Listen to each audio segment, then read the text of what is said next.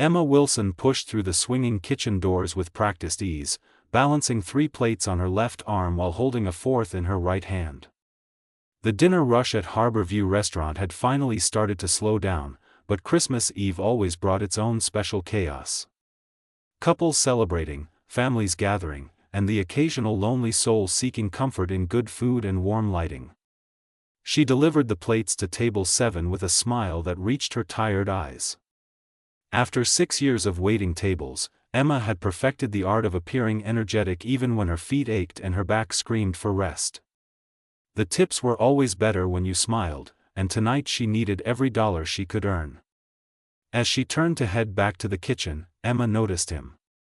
Table 12, tucked in the corner near the window overlooking the harbor. A man in an expensive charcoal suit sat alone, checking his phone for what must have been the 20th time in the past hour. 2 wine glasses sat on the table, but only one had been filled. The other place setting remained untouched, a silent testament to someone's absence. Emma had seen this scene play out before, but something about this particular man caught her attention. Maybe it was the way his shoulders seemed to carry invisible weight, or how he kept straightening his tie as if preparing for someone who clearly was not coming. He looked successful, polished, the kind of person who probably never worried about making rent or choosing between groceries and electricity bills. Yet sitting there alone on Christmas Eve, he looked profoundly sad. Her manager, Robert, appeared beside her with his usual scowl. Table 12 ordered an hour ago and still has not touched his food. Go check on him. Emma nodded and approached the table, her server smile softening into something more genuine. The man looked up as she arrived, and she noticed his eyes were a striking shade of blue, the kind that reminded her of the ocean on a clear day. Good evening, Emma began gently. I could not help but notice your dinner is getting cold. Is everything all right with the food? The man glanced down at his untouched salmon as if seeing it for the first time. The food looks perfect. I just seem to have lost my appetite. Emma glanced at the empty chair across from him. Waiting for someone? I was. He set his phone face down on the table with deliberate care. Apparently, she had better plans. On Christmas Eve? Emma pulled out her notepad, then hesitated. Look, I know this is not really my place, but I have worked here long enough to recognize when someone is having a terrible night. Want to talk about it? Or should I just bring you some chocolate cake and pretend I did not notice? A small smile tugged at the corner of his mouth. Is the chocolate cake good? It is incredible. Our pastry chef is basically a wizard. Then I will take the cake. He paused, studying her face. And maybe the conversation, if you have a few minutes. Emma glanced around the restaurant. Only 3 other tables were occupied, and they all seemed content for the moment. I think I can spare a few minutes. I am Emma, by the way. Julian, he offered his hand, and Emma shook it, noting the firm but not aggressive grip. Julian Blackwood. So what happened, Julian Blackwood? Bad blind date? Julian let out a dry laugh. Is it that obvious? You have that particular look of someone who got stood up. I have seen it before. Emma leaned against the chair back. Though usually not in suits that expensive. No offense. None taken. This is actually my 9th failed attempt at dating in the past 6 weeks. Julian ran a hand through his dark hair. 9 different women, 9 different disasters. Tonight was supposed to be different.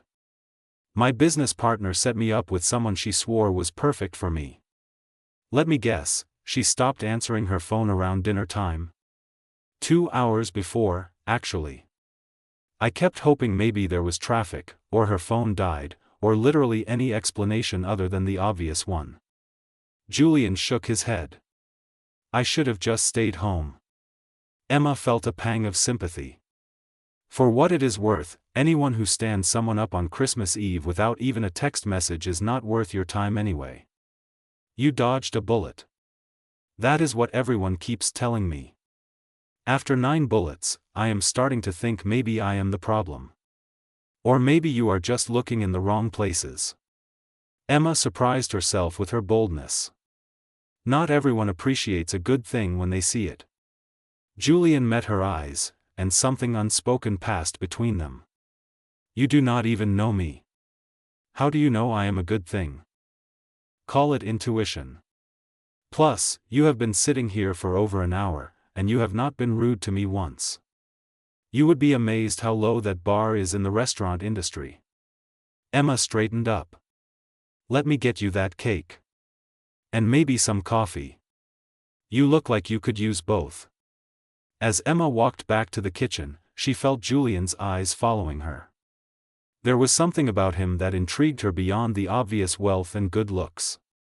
He seemed genuinely kind, genuinely hurt, and genuinely alone on a night when no one should be alone. She returned 10 minutes later with a generous slice of chocolate cake and 2 cups of coffee. I figured I would join you for a minute if that is okay. My break technically started 5 minutes ago. I would like that, Julian said, and he sounded like he meant it. They talked while he ate the cake, which he declared was indeed magical. Emma told him about her family, how her mother Grace was probably at home right now preparing enough food to feed a small army for tomorrow's dinner. How her younger brother Tyler was home from community college and would probably spend all of Christmas Day playing video games if she let him. Julian talked about his company, though he kept the details vague. He mentioned his penthouse downtown, his busy schedule, and how somewhere along the way he had lost track of what actually mattered in life. He had friends, he said, but most of them were business associates. Real connections seemed to slip through his fingers like water. That sounds lonely, Emma observed quietly. It is. Julian met her eyes. More than I usually admit to strangers. Well, I have a crazy idea. Emma pulled out her order pad and scribbled something on it. This is my mother's address. Tomorrow at 5 in the evening, she is hosting Christmas dinner. There will be way too much food, terrible holiday music, and my brother will probably try to challenge you to every video game he owns. She pushed the paper across the table. You should come. Julian stared at the address like it was written in a foreign language. You are inviting me to your family Christmas dinner? We just met. I know. It is completely insane. You can absolutely say no, and I will not be offended. Emma stood up, her break time officially over. But something tells me you are a decent person who should not spend Christmas alone. The invitation is genuine. Show up or do not, no pressure either way. Before Julian could respond, Emma was called back to another table. She gave him one last smile before walking away, leaving him alone with an address, a half-eaten piece of cake, and a decision to make. Julian sat there for another 20 minutes after finishing his dessert, the piece of paper with Emma's handwriting seeming to glow under the soft restaurant lighting. He paid his bill, leaving a tip that made Emma's eyes widen when she saw it later, and walked out into the cold Christmas Eve night. As he drove home through streets decorated with lights and festive displays, Julian could not stop thinking about the auburn-haired waitress who had seen him at his lowest and offered kindness without expecting anything in return. He placed the paper with her address on his nightstand before going to bed, and it was the last thing he saw before closing his eyes. For the first time in months, Julian fell asleep feeling something other than loneliness. It felt fragile and new, like the first green shoots pushing through winter snow. It felt like hope. Julian woke up on Christmas morning to sunlight streaming through the floor-to-ceiling windows of his penthouse. The city of Denver sprawled below him, blanketed in fresh snow that made everything look clean and new. He lay in bed staring at the ceiling, his mind already racing through the decision he had been avoiding since last night. The piece of paper with Emma's address sat on his nightstand, somehow seeming to mock him with its simplicity. A stranger had invited him to Christmas dinner.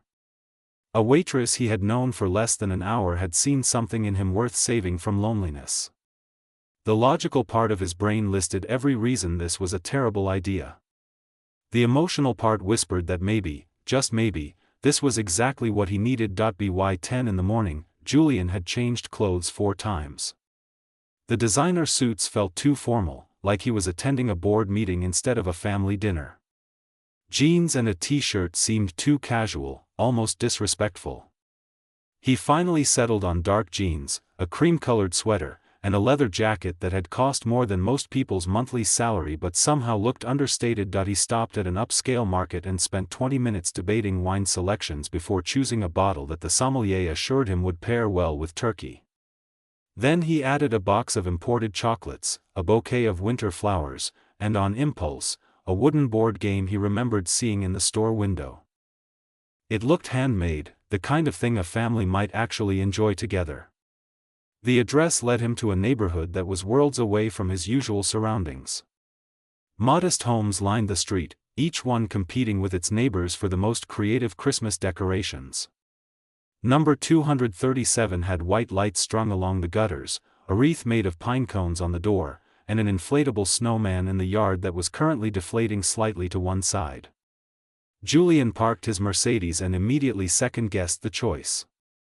The car probably cost more than most of these houses. He sat gripping the steering wheel, his heart pounding in a way it never did during million-dollar business negotiations. The front door opened before he could spiral further into panic.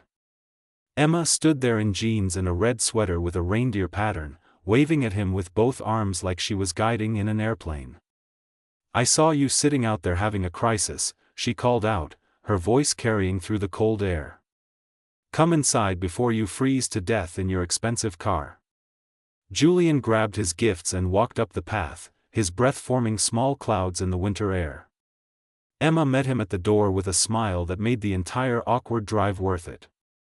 "You actually came," she said, genuine surprise and delight mixing in her voice. "I told Mom you would, but I was not entirely sure myself." "I almost did not," Julian admitted, handing her the flowers. "Thanks for not letting me chicken out from the driveway." Emma took the bouquet and her eyes lit up. "These are beautiful. Come on, everyone is dying to meet you." The house was small but felt enormous with warmth. Cooking smells filled the air, a mixture of roasting turkey, cinnamon, and something sweet that made Julian's mouth water. A Christmas tree dominated the small living room, decorated with ornaments that looked collected over many years rather than purchased from a designer catalog. Photos covered the walls, showing Emma and a younger boy growing up through various stages of childhood. "Mom, Tyler, he is here," Emma called out. A woman in her 50s emerged from the kitchen, wiping her hands on an apron covered in flour. She had the same warm eyes as Emma and a smile that made Julian feel instantly welcome. "You must be Julian. I am Grace Wilson." She hugged him before he could even think about offering a handshake, and Julian found himself hugging back awkwardly. "Thank you for having me, Mrs. Wilson. I brought some things." He held out the wine and chocolates. Grace took the wine bottle and her eyes widened. "Oh my goodness, this looks fancy. We usually drink the kind that comes in boxes with little spouts." She laughed, a sound full of genuine joy. "This is wonderful. Come in, come in. Make yourself at home." A teenage boy appeared from what Julian assumed was the living room, controller still in hand. He had Emma's auburn hair and an easy smile. "You are the guy from the restaurant? The one who got ditched?" "Tyler," Emma said in a warning tone. "What? You told us the whole story." Tyler shrugged and extended his hand to Julian. "I am Tyler. Welcome to our humble home and all that." Julian shook his hand, appreciating the direct honesty. "Thanks. And yes, I am that guy. Not my finest moment. Hey, happens to everyone. I got stood up at homecoming last year. At least you were at a nice restaurant instead of standing outside the gym in a rented tux looking like an idiot." Tyler grinned. "Want to play some games before dinner? I have got the new racing game." "Tyler, let the man breathe," Grace called from the kitchen. "Julian, can I get you something to drink? We have soda, juice, beer, and now fancy French wine that I am almost afraid to open. Water would be great, thank you. Emma guided him to the couch while Tyler disappeared back to his game. The house was nothing like Julian's minimalist penthouse with its designer furniture and carefully curated art. This place was lived in, loved in, with mismatched furniture and throw pillows that had seen better days. Yet it felt more like home than anywhere Julian had been in years. So, Emma sat down beside him, close enough that he could smell her perfume, something light and floral. How does it feel to be brave? Terrifying, Julian admitted with a small laugh. I kept thinking about turning around at every stoplight. But you did not. That counts for something. Emma smiled. Fair warning, my mom is going to ask you a million questions, Tyler is going to challenge you to every game he owns, and I make no promises about the food portions. Mom believes in feeding people until they cannot move. Grace returned with a glass of water and a plate of cookies. I made these this morning. Just a little something to hold you over until dinner. She sat down in the armchair across from them. So Julian, Emma tells me you run some kind of technology company? Yes, ma'am. We develop software solutions for businesses, mostly security and data management systems. Julian took a cookie, which was still warm and melted on his tongue. These are incredible. Family recipe. Emma's grandmother taught me how to make them 30 years ago. Grace's expression softened. Emma mentioned you have been having some trouble in the dating department. 9 failed attempts is quite a streak. Mom, Emma protested, her cheeks flushing. What? I am just saying, 9 is a lot. You are clearly doing something wrong, or you are looking in all the wrong places. Grace leaned forward. What exactly are you looking for in a partner, Julian? Julian found himself actually considering the question instead of giving his usual polite deflection. Honestly? I thought I knew. Someone successful, intelligent, driven. But lately, I am starting to think I have been measuring the wrong things. All those qualities do not mean much if there is no genuine connection, no kindness. He glanced at Emma. No one who sees you as a person instead of a resume. That is very wise, Grace nodded approvingly. My late husband used to say that love is not about finding someone perfect, it is about finding someone who makes your imperfections feel okay. Your husband passed away? Julian asked gently. 5 years ago. Cancer. Grace's smile turned bittersweet. But he left me with 2 wonderful children and enough memories to fill a lifetime. We were married for 23 years, and I would not trade a single day of it. Tyler emerged from the other room. Dinner is going to be ready in like 20 minutes. Julian, you want to play a quick race? I promise to go easy on you since you are a guest. Julian looked at Emma, who nodded encouragingly. Go ahead. Fair warning, Tyler is actually really good. He will destroy you. I will take my chances. The next 20 minutes were filled with good-natured competition and trash talk as Tyler proceeded to beat Julian in 3 consecutive races. Julian found himself laughing more than he had in months, enjoying the simple pleasure of playing a game without any stakes or consequences. Dinner was served at a table that was slightly too small for all the food. Turkey, mashed potatoes, stuffing, green beans, cranberry sauce, rolls, and 3 different types of pie waiting on the counter. The plates did not match, collected over years from different sets, but everything tasted like it was made with love and care. Before we eat, we have a little tradition, Grace announced. Everyone shares something they are grateful for this year. Tyler went first. I am grateful that I got accepted into the engineering program at State, and that Mom did not kill me when I wrecked her car last summer. I considered it, Grace said dryly. Your turn, sweetheart. Emma folded her hands on the table.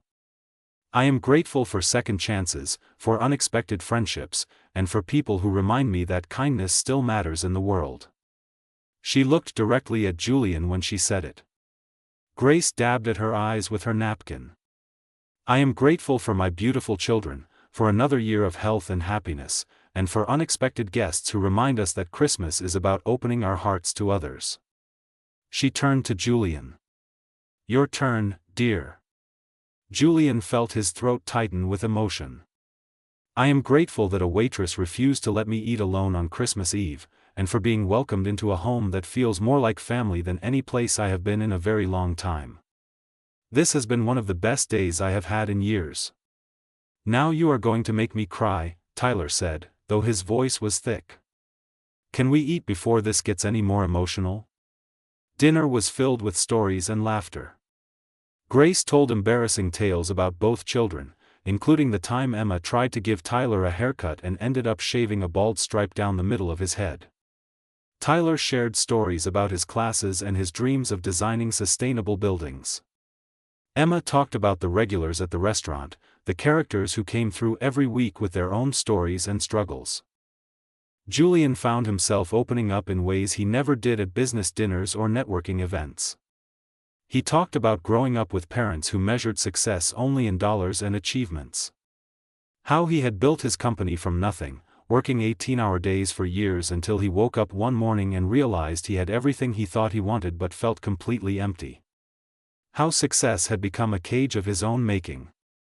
Money does not buy happiness, Grace said wisely, passing him another helping of mashed potatoes. But love, family, connection, those are the things that make life worth living.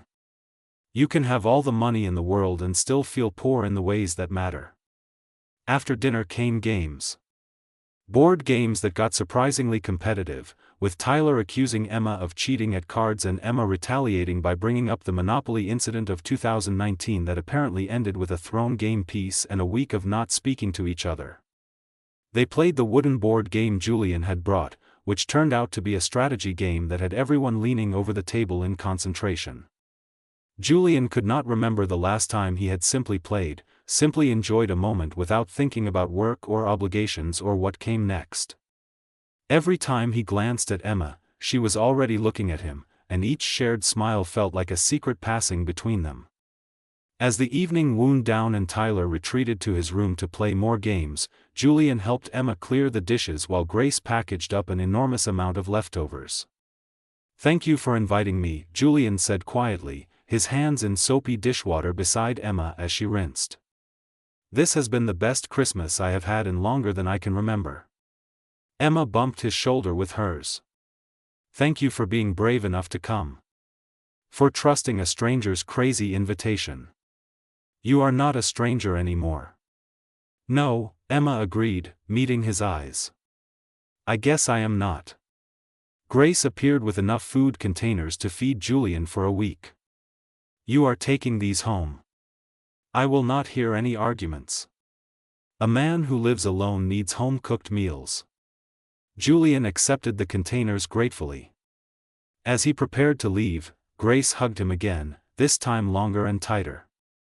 You are welcome here anytime, Julian. And I mean that.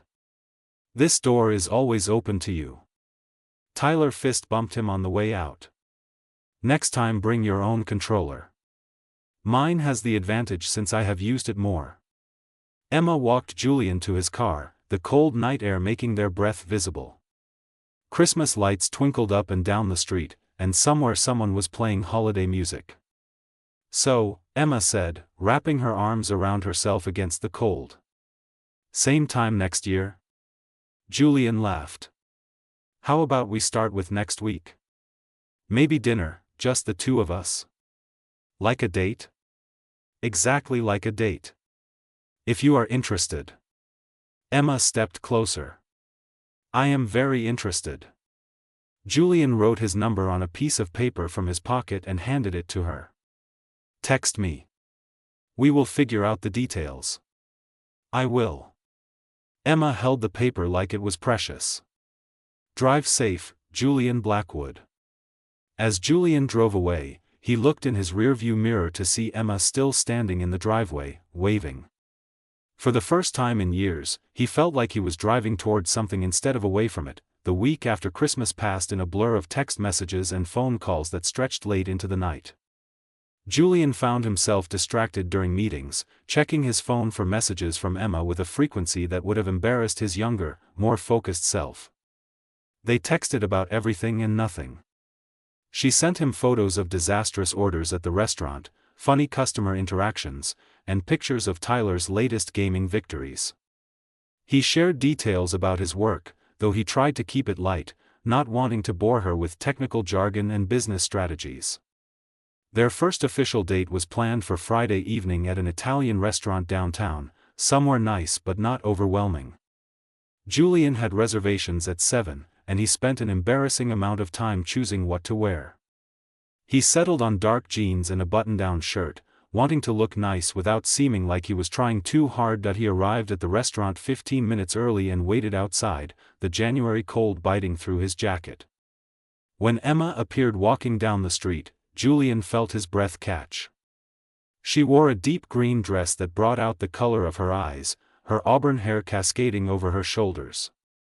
She looked beautiful in a way that had nothing to do with designer labels or expensive styling. "Sorry I am late," Emma said breathlessly as she reached him. "The bus took forever, and then I had to walk from the stop." "You took the bus?" Julian frowned. "I would have picked you up." "You should have told me." "It is fine. I am used to it." Emma smiled, but Julian noticed the slight strain around her eyes. "Shall we go in? It is freezing out here." Dinner was perfect. They talked and laughed, discovering shared interests and debating playful disagreements. Emma told stories about growing up with a single mother after her father died, how she had worked since she was 16 to help with bills. Julian shared memories of boarding schools and nannies, realizing as he spoke how different their childhoods had been. "So what made you become a waitress?" Julian asked over dessert. "Is that what you always wanted to do?" Emma's expression shifted, becoming more guarded. "Not exactly. I actually wanted to be a pastry chef.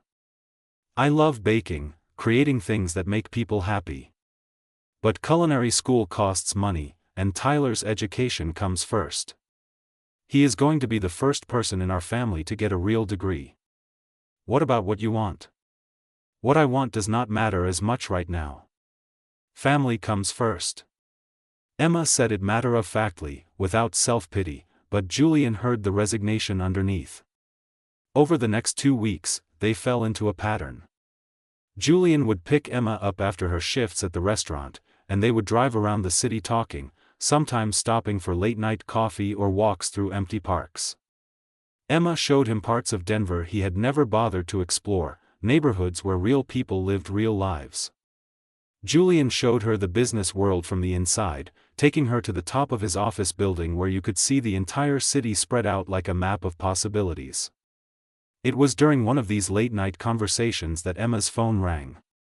She glanced at the screen and her face went pale. "I need to take this," she said, stepping away. Julian watched as she paced, her free hand gesturing as she spoke. When she returned, she looked upset. "Everything okay?" "That was my manager at the restaurant. Robert. He is making schedule changes and cutting my hours in half starting next week." Emma sank back into the car seat. "He says it is because business is slow after the holidays, but I know it is because I have been leaving on time instead of staying late. He does not like that I have a life outside of work. That is not legal. He cannot cut your hours as retaliation." "Maybe not, but proving it is another story. And I cannot afford to lose this job while I fight about it." Emma rubbed her temples. "I will just have to pick up more shifts at my other job." Julian went very still. "Other job?" "I work at a bakery 3 mornings a week, from 5 to 9 before my restaurant shift. It is under the table, just helping the owner with prep work, but it helps pay the bills." Emma would not meet his eyes. "I did not mention it because I know how it sounds. 2 jobs, barely making ends meet. You probably think I am a mess." "I think you are one of the strongest people I have ever met," Julian said quietly. But Emma, you are working yourself to death. There has to be another way. If there is, I have not found it yet. That conversation stuck with Julian. Over the next few days, he found himself thinking about Emma constantly, about the unfairness of someone so talented and hardworking being stuck in a cycle of just surviving. He had money sitting in accounts doing nothing but accumulating interest. He had resources, connections, opportunities that Emma would never have access to simply because of where she was born and what circumstances surrounded her.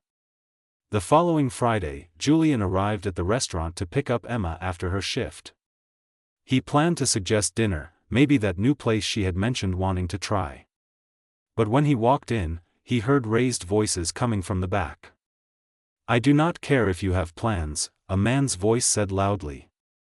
"I need you to cover the closing shift. Andrea called in sick. I have been here since 11 this morning. That is 10 hours already." Emma's voice was strained. "I have plans tonight. I told you this morning." "Well, your plans just changed. You want to keep this job, you stay." Julian walked to the back area where staff congregated. A heavy-set man in his 50s stood with his arms crossed, glaring at Emma. "This must be Robert. Is there a problem?" Julian asked calmly. Robert turned, his eyes narrowing as he took in Julian's expensive clothes and confident stance. "Who are you?" "I am Emma's friend. And I could not help but overhear that you are asking her to work a double shift with no notice. That is none of your business. This is between me and my employee." Robert stepped closer to Emma. "You stay, or you can clear out your locker right now." Something shifted in Julian's expression. Emma had seen him smile, laugh, be vulnerable and open. She had never seen him like this. Cold. Commanding. The version of him that built a multi-million-dollar company from nothing. "Actually, I think it is my business when someone is being exploited." Julian pulled out his phone. "Tell me, Robert, does the health department know about the mold problem in your walk-in cooler? Or the expired permits? I noticed them when I was here on Christmas Eve." Robert's face went red. "You are threatening me?" "I am pointing out that you have much bigger problems than one waitress leaving on time. Emma is done for the day. She has worked her shift, she is not required to stay, and if you fire her for refusing to work unrequested overtime, I will make sure every labor board in the state knows about it." "You do not scare me," Robert blustered, but his voice had lost its edge. "I should. I have lawyers who specialize in workplace violations. Very good lawyers. Very expensive lawyers." Julian's voice was calm but absolute. "Emma is leaving now. You can accept that gracefully, or this can become a much bigger problem for you." Emma grabbed her coat and purse, her hands shaking slightly. Robert opened his mouth to respond, but something in Julian's expression made him think better of it. He turned and stomped back toward his office, muttering under his breath. Outside in the cold January air, Emma finally spoke. "You did not have to do that." "Yes, I did. He was bullying you, taking advantage of the fact that you need this job." Julian opened the car door for her. "No one should be treated that way." They drove in silence for several minutes before Emma said quietly, "I am probably going to get fired anyway. He will find some excuse. Then let him. You deserve better than that place." Julian glanced at her. "Emma, I have been thinking about something all week. Hear me out before you say no. That is not a promising start. You want to be a pastry chef. You love baking. You have talent, I have tasted your cookies and that pie at Christmas." Julian took a breath.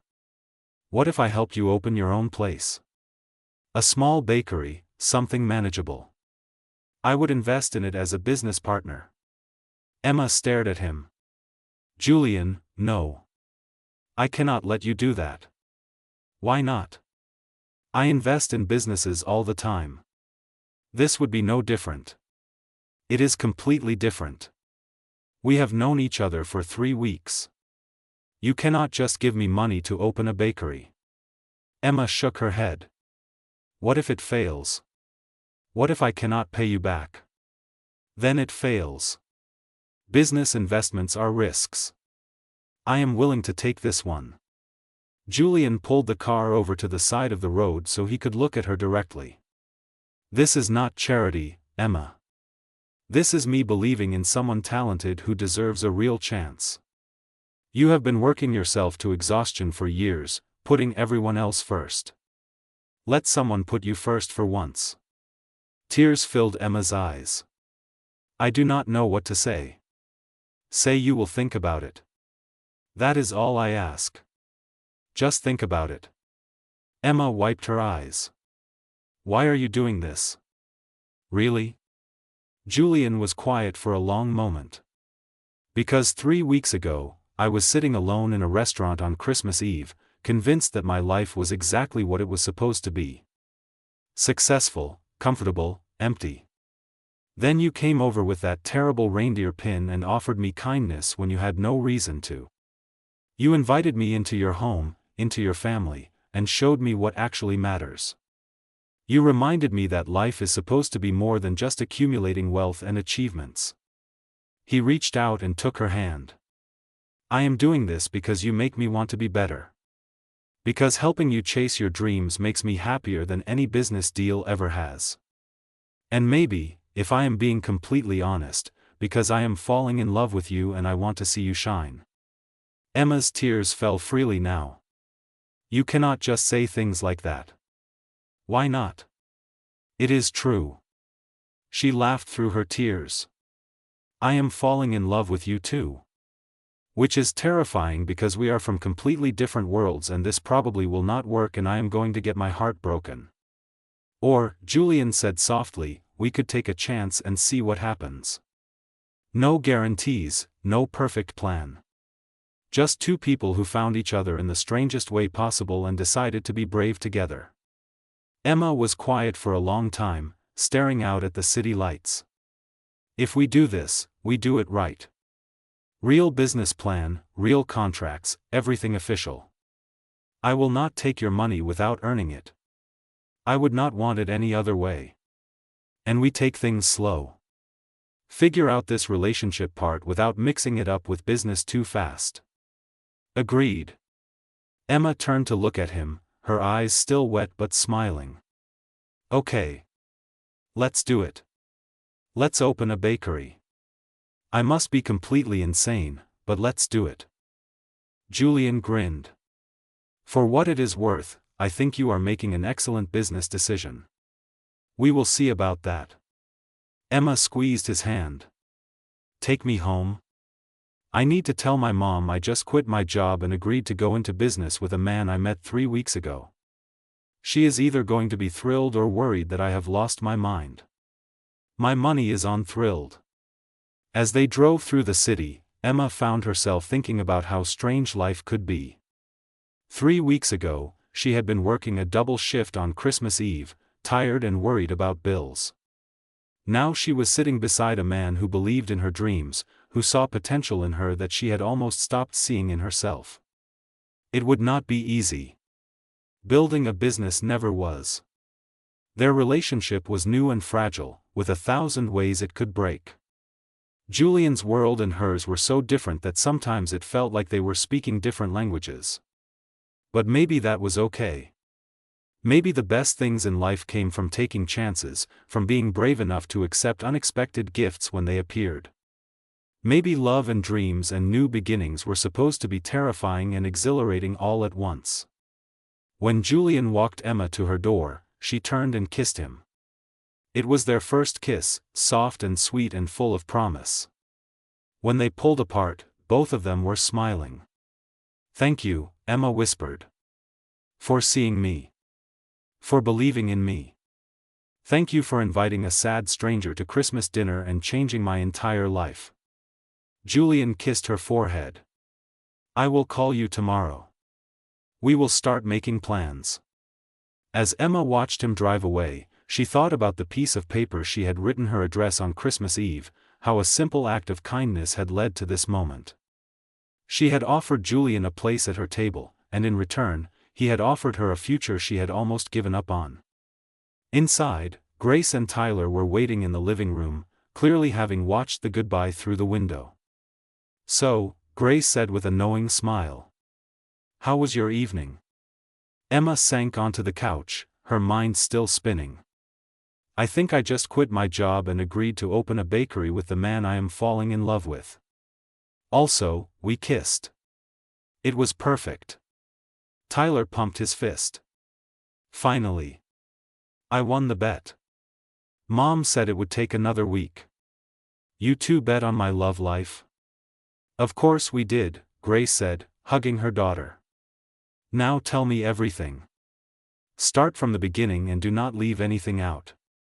As Emma recounted the evening, she felt something settle inside her chest. Hope, possibility, the sense that maybe the universe had not been cruel when it sent Julian into her life.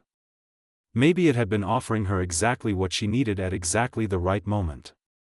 Outside, snow began to fall, soft and gentle, covering the city in white. Tomorrow would bring new challenges, plans to make, fears to face. But tonight, Emma allowed herself to simply be happy, to believe in the impossible made possible by an unexpected encounter on Christmas Eve. Sometimes the best stories began with the simplest moments. A waitress offering kindness to a stranger. A lonely man accepting an invitation to dinner. Two different worlds colliding and creating something entirely new. And sometimes, just sometimes, those stories had the happiest endings of all.